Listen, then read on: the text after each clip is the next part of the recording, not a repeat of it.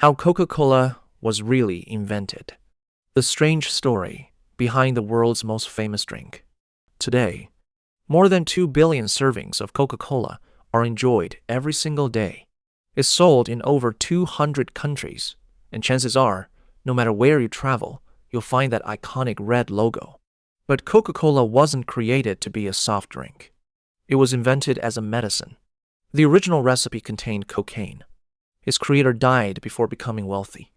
And the famous bottle everyone recognizes today didn't exist until nearly 30 years after Coca Cola was invented. So, how did a homemade medicine become the biggest beverage brand in history? This is the incredible story of Coca Cola. Chapter 1.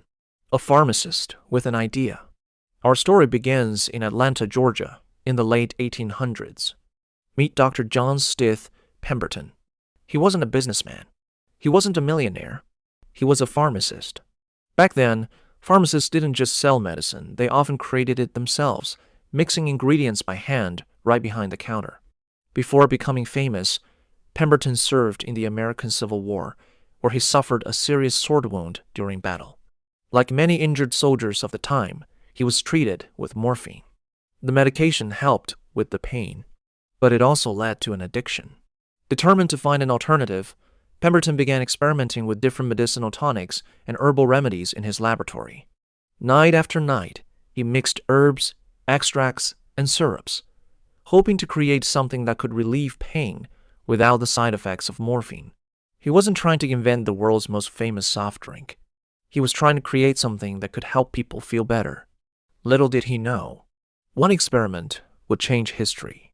Chapter 2. Coca Cola was never meant to be soda. In the 1880s, pharmacies looked very different than they do today. Many had soda fountains, where customers gathered to socialize, and medicinal drinks were just as common as prescriptions. Some claimed to cure headaches. Others promised to boost energy, calm nerves, or improve digestion. People trusted pharmacists to mix remedies using herbs, roots, and plant extracts. Pemberton wanted to create his own tonic. After months of experimenting, he combined several ingredients, including coca leaves from South America, cola nuts from West Africa, sugar, flavoring oils, and a syrup base. Each ingredient had a purpose. The cola nuts naturally contained caffeine, providing an energy boost. The coca leaves were believed to reduce fatigue and improve mood. At the time, scientists and doctors had not fully understood the dangers of cocaine. Instead, coca-based medicines were widely used throughout Europe and the United States. Pemberton believed he had created a drink that could relieve headaches, reduce exhaustion, and improve overall well-being. It wasn't marketed as a soda.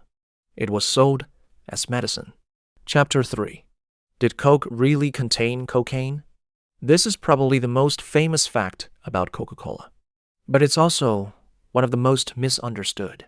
Yes, the original Coca Cola recipe did contain cocaine, but not in the way many people imagine. The coca leaves naturally contain cocaine alkaloids. When Pemberton used coca leaf extract, small amounts of cocaine entered the drink. At the time, this wasn't considered unusual. Doctors prescribed cocaine for toothaches. It appeared in cough medicines, eye surgeries, even children's remedies. Medical science simply didn't yet understand how addictive and dangerous it could be. As research advanced around the turn of the 20th century, public opinion changed dramatically. Facing growing concerns and changing laws, Coca-Cola gradually removed the psychoactive cocaine from its formula while continuing to use specially processed coca leaves for flavor. Today, Coca-Cola no longer contains cocaine, but that unusual ingredient remains one of the most fascinating parts of its history. Chapter 4. The First Glass of Coca-Cola. On the 8th of May, 1886, Pemberton carried his syrup to Jacob's Pharmacy in downtown Atlanta. Legend has it that the syrup was accidentally mixed with carbonated water instead of plain water, creating a refreshing, sparkling drink. Whether it was an accident or a happy experiment, customers loved the fizzy version. The drink was served over ice. The first customers paid just 5 cents per glass. Accounts suggest only about 9 glasses were sold on the first day. 9.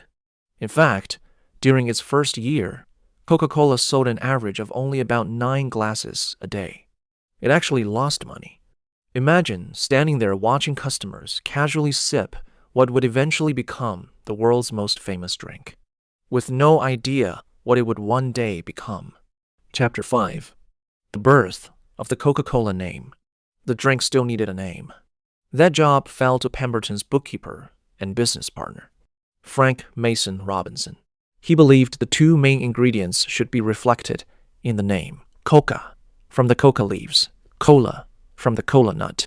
But Robinson thought the letter C looked more elegant in advertising than a K, so he changed cola to cola.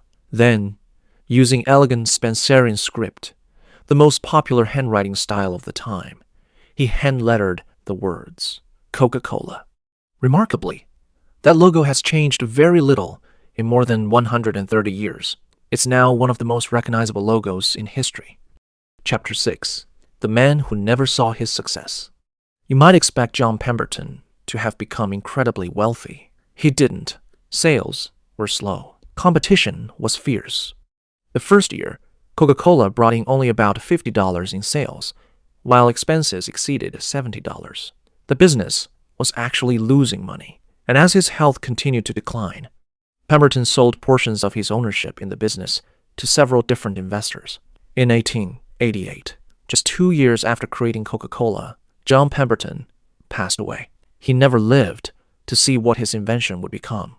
Chapter 7. The businessman who built an empire. After Pemberton's death, a businessman named Asa Candler acquired control of Coca-Cola. Unlike Pemberton, Candler wasn't just interested in making a great drink. He knew how to build a brand. He flooded cities with advertisements.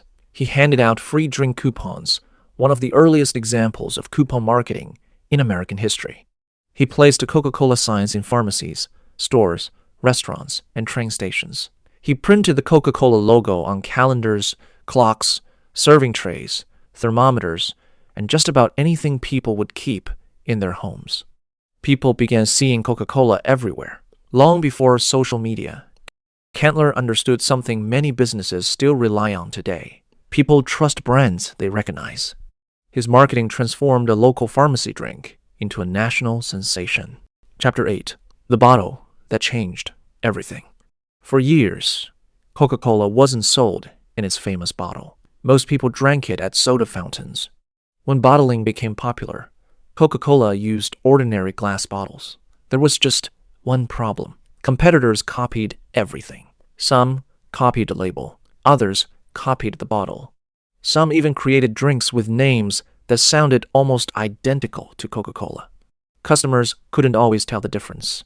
So, in 1915, the company challenged glass manufacturers with an unusual request: design a bottle so unique that people could recognize it by touch, even in the dark, or from a broken piece lying on the ground. The winning design came from the Root Glass Company. And here's the twist. The designers accidentally looked up a picture of a cocoa pod instead of a coca leaf. That mistake inspired the bottle's distinctive, curved shape. More than a century later, that silhouette is still so recognizable that many people can identify it without seeing the logo. It became one of the greatest product designs in history. It's incredible to think about how it all began. A wounded pharmacist searching for a better medicine, a recipe that reflected the medical beliefs of his time, a business that almost failed, a logo drawn by hand, a bottle inspired by a simple mistake. Together, those moments created something far bigger than anyone could have imagined. Today, Coca-Cola is more than just a soft drink. It's one of the most recognizable brands on earth. And it all started with one pharmacist, one experiment, and one glass sold for just 5 cents. If you enjoyed this story, subscribe for more videos uncovering the fascinating histories behind the products, inventions, and brands that quietly shaped the modern world.